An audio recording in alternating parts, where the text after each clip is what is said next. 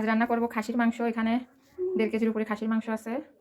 এখানে মাখানোর জন্য আদা বাটা নিচ্ছি 1.5 টেবিল চামচ, জিরা বাটা 1.5 টেবিল চামচ, দারচিনি, সাদা এলাচ, সরিষার তেল, ঝালের গুঁড়ো 1/2 চামচ, তারপর লবণ 1/2 চামচ, হলুদের গুঁড়ো 1/2 চামচ, রসুন আর পেঁয়াজ, কাঁচা পেঁয়াজ। এটা মাখাবো। এটা মাখিয়ে প্রায় ঘন্টাখানেক কিংবা আধা ঘন্টা পর রান্নাটা হবে। এই দেখুন সব মশলাগুলো নিয়েছি। এখানে মরিচের গুঁড়ো আছে 2 টেবিল চামচ, এটা হলো জিরা বাটা 1.5 টেবিল চামচ, আদা হলুদের গুঁড়ো আছে হলো 1.5 টেবিল চামচ, আদা বাটা 2 টেবিল চামচ আর নুন বা লবণ 2 টেবিল চামচ। লবণটা অবশ্য স্বাদ মতো দিতে হবে, তবে খাসির মাংসে সবসময় আমি আদা বাটাটা একটু বেশি দিই, কারণ এখানে টেস্টটা ভালো আসে আর কি আদা বাটা দিলে। আধা ঘন্টা পর চলে এসেছে। এই যে মাংস, মশলার ভিতরে একটু জল দিয়ে আমি একটা মিক্স করে নেব মশলাটা।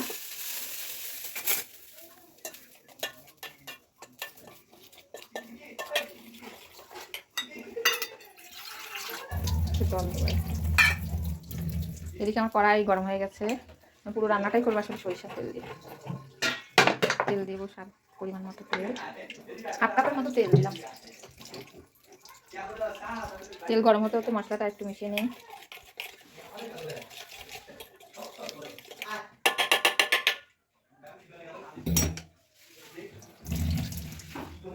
এখানে কালো ফল, সাদা ফল, গরম মশলা, তেজপাতা আর গোটা জিরে সব দিয়ে দিলাম ফোড়নে।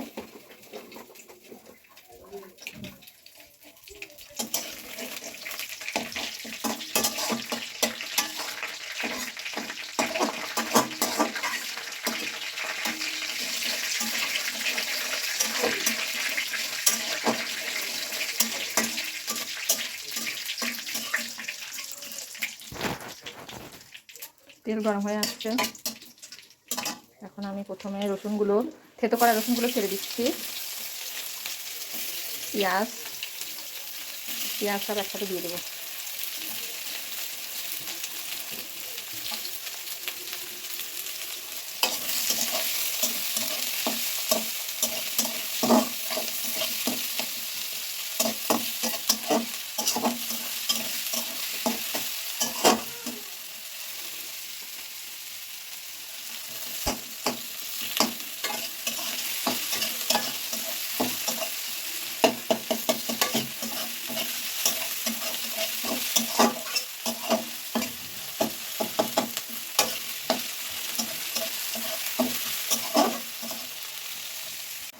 এ পর্যায়ে পেঁয়াজগুলো লাল করে ভাজা হয়ে গেল।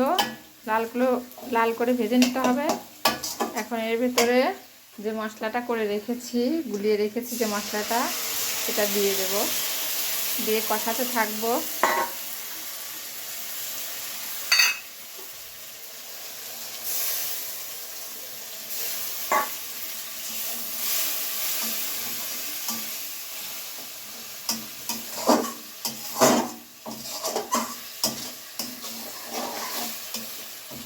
মশলাগুলো কষাতে থাকবো তেল না ছাড়া পর্যন্ত।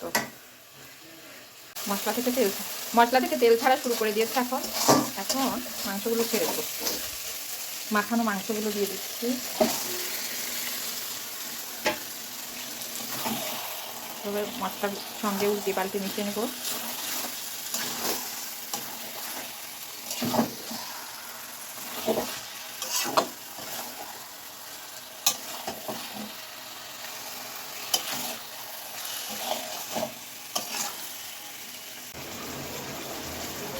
কষানো লাগবে অনেক সময় ধরে আমি কষিয়েছি।